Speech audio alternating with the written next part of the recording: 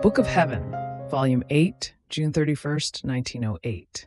The True Spirit of Charity in the Rich and in Priests. Continuing in my usual state, full of bitternesses and of privations, after much hardship, I seem to see peoples in the act of rebelling and of intensifying the brawl against the rich. In the meantime, the lament of most sweet Jesus made itself heard in my ear, all embittered, saying, I am the one who is giving freedom to the poor. I am tired of the rich. They have done enough. How much money wasted on balls, on theatricals, on useless trips, on vanities, and even on sins. And the poor? They could not have enough bread to satisfy their hunger. They were oppressed, weary, embittered. Had they given them only what they spent on unnecessary things, my poor would have been happy. But the rich have kept them like a family that did not belong to them.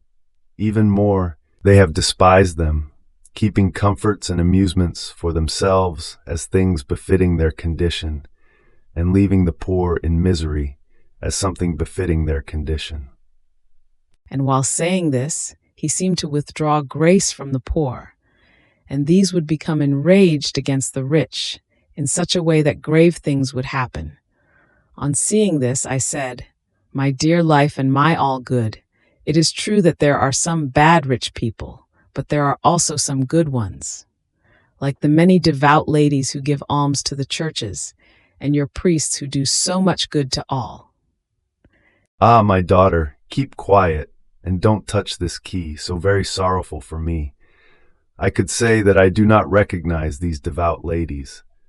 They give alms where they want, to obtain their intent, to hold people at their service. They spend even thousands of lire for those who sympathize with them.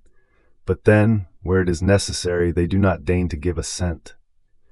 Could I say that they do it for me? Could I recognize these actions of theirs? You yourself can recognize whether they do it for me from these signs. If they are ready for any bare necessity, if they do not differentiate by giving much where it is not so necessary, and refusing to give little where it is necessary.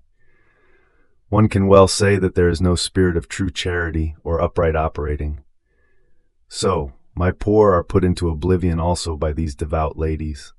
And the priests? Ah, my daughter, that is even worse. They do good to all?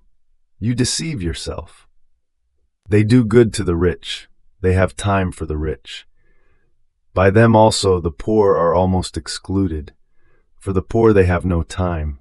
For the poor they have not a word of comfort or help to tell them. They send them away, reaching the point of pretending they are ill. I could say that if the poor have moved away from the sacraments, the priests have contributed to this, because they have always taken their time to confess them, and the poor grew tired and no longer came back.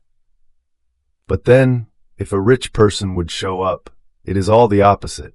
They would not hesitate one instant. Time, words, comforts, help. They would find anything for the rich.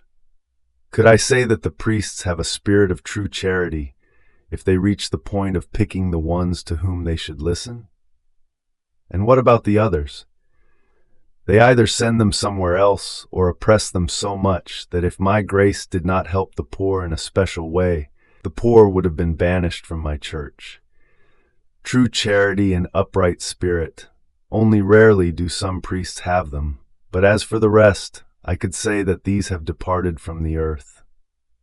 I remained embittered more than ever, imploring mercy.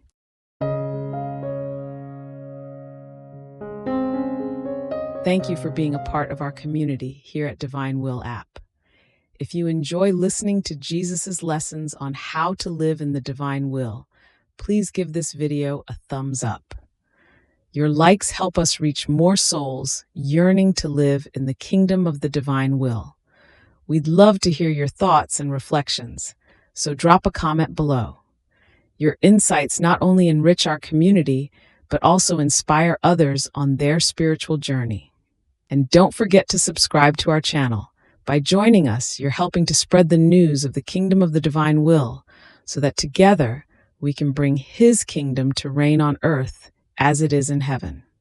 In the divine will, always.